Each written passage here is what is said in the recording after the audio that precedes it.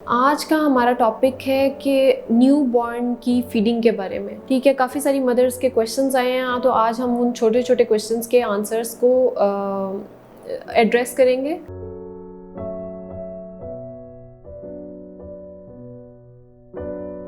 अस्सलाम वालेकुम, मेरा नाम डॉक्टर राबिया नौशीन है। मैं कंसल्टेंट ऑब्स्टेटिशियन एंड गायनेकोलॉजिस्ट हूँ। आज का हमारा टॉपिक है कि न्यू बॉर्न की फीडिंग के बारे में। ठीक है, काफ़ी सारी मदर्स के क्वेश्चंस आए हैं, तो आज हम उन छोटे छोटे क्वेश्चंस के आंसर्स को एड्रेस करेंगे ताकि ये हेल्पफुल हो मदर्स के लिए for feeding of their new borns and for their infants. तो सबसे पहली बात तो ये है कि फर्स्ट 6 मंथ्स आप एक्सक्लूसिवली ब्रेस्ट फीड कराएं, क्योंकि इसमें मुकम्मल वो ग़िज़ा मौजूद है माँ के दूध में जो एक बच्चे को चाहिए पहले 6 महीने में। कुछ लोगों को देखा गया वो पानी, चाय इस तरह के क्वेश्चंस भी करती हैं माएँ कि हम पानी दे सकते हैं, तो बिल्कुल भी नहीं। आपके बच्चे को जो पानी का कंटेंट चाहिए वो उसको दूध के ज़रिए जा रहा है, इसलिए फर्स्ट 6 मंथ्स में आप बाकी किसी चीज़ को भी भूल जाएं और आप सिर्फ वो यूज़ करें, ब्रेस्ट फीडिंग कराएं बच्चे को।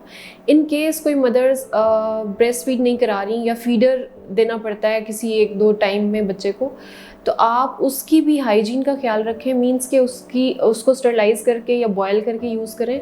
उसके मटेरियल का ख्याल रखें कि आप किस मटेरियल का यूज़ कर रही हैं फीडर। उसके निपल को चेंज करें हर मंथ। ठीक है, उसके अलावा अगर कुछ मदर्स इस तरह की हैं जो कि वर्किंग लेडीज़ हैं और उनको ब्रेस्ट फीडिंग का टाइम नहीं मिलता, वो 6 घंटे 8 घंटे अपनी ड्यूटी पे हैं, तो वो पंप यूज़ करके अपना ब्रेस्ट मिल्क स्टोर कर सकती हैं रेफ्रिजरेटर में फॉर 24 आवर्स।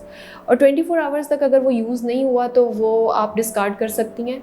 और रेफ्रिजरेट किया हुआ जो मिल्क है उसको आप निकाल के बाहर रखें कुछ मिनट के लिए, तो वो नॉर्मल टेम्परेचर पे आ जाता है, उसको माइक्रोवेव करने की ज़रूरत नहीं होती आपको। इसके अलावा मदर्स का ये क्वेश्चन है कि हम फीड कराती हैं या हम थोड़ी देर फीड नहीं करा सकती, तो स्टेन्स लग जाते हैं मिल्क के कपड़ों के ऊपर। तो उन मदर्स के लिए ब्रेस्ट पैड्स अवेलेबल है मार्केट में, काफ़ी सारे ब्रांड्स के, आप कुछ भी उसमें से यूज़ कर सकती हैं या होममेड भी आप बना के वो यूज़ कर सकती हैं। फिर आ जाती है 6 मंथ्स के बाद अब बच्चों को कैसे वीनिंग पर लेकर आना है। उसके अंदर बच्चे को सबसे पहले आप रोटी पे या डायरेक्ट आप उसको मीट पे उस पे ना लगा दें, आहिस्ता आहिस्ता शुरू कराएं। सेमी सॉलिड्स जिनको हम सीरियल्स बोलते हैं, दलिया है, उसके अंदर कुछ आप उसको सूजी की पतली सी खीर बना कर दे रही हैं, वो ठीक है बच्चे के लिए। फिर आहिस्ता आहिस्ता उसको सॉलिड्स पे शिफ्ट करें आप। फिर आप जिन बाउल्स में या जिन बर्तन में वो आप बना कर दे रही हैं उसकी क्वालिटी क्या है, वो किस तरह का प्लास्टिक आप यूज़ कर रही हैं, वो देख लें कि बेबी स्पेसिफिक मिलती हैं चीज़ें, आप वो यूज़ कर सकती हैं मार्केट में।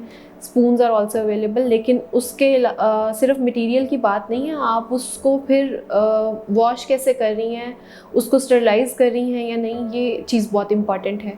क्योंकि अगर आप उसको स्टरलाइज़ नहीं करती हैं, उसको ऐसे छोड़ देती हैं, तो उसके अंदर भी बैक्टीरियाज प्रोड्यूस हो सकते हैं जो कि बेबी को बाद में इन्फेक्शन कॉज कर सकते हैं, डायरिया कॉज कर सकते हैं। नेक्स्ट उसमें यह आ जाता है कि बेबी को तो आपने फीड करा दिया, लेकिन उसके लिए माँ की अपनी हेल्थ का होना बहुत ज़रूरी है। आप उसके लिए पोस्टनेटल वाइटामिन्स यानी कि प्रेगनेंसी के बाद भी आप मल्टीवाइटामिन्स कंटिन्यू करें, अपनी हाइजीन का ख्याल रखें, अपनी डाइट का ख्याल रखें, एक बैलेंस न्यूट्रिशन होनी चाहिए।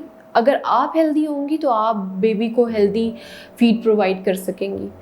तो मदर्स के लिए भी ज़रूरी है कि वो अपनी हेल्थ का ख्याल रखें।